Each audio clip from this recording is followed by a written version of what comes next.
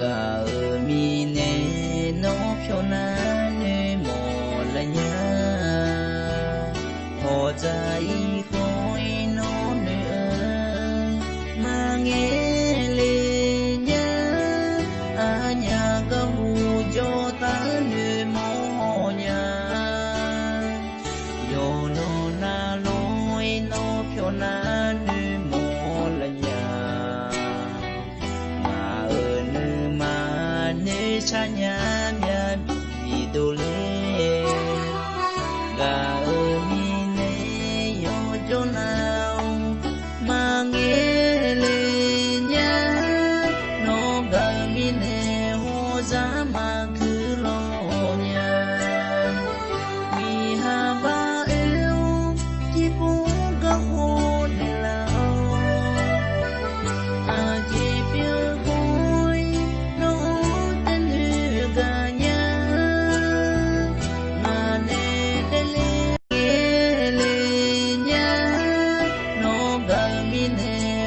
giá mà cứ lo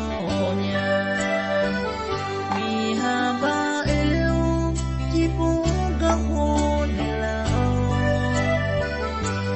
chỉ biết vui nó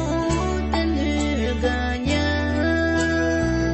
mà để lẽ cho sa nhà cứ lo giữ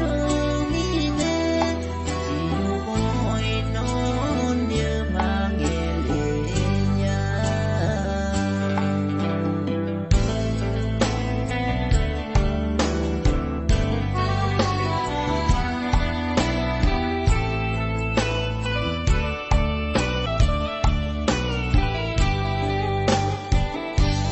chỉ yêu nghe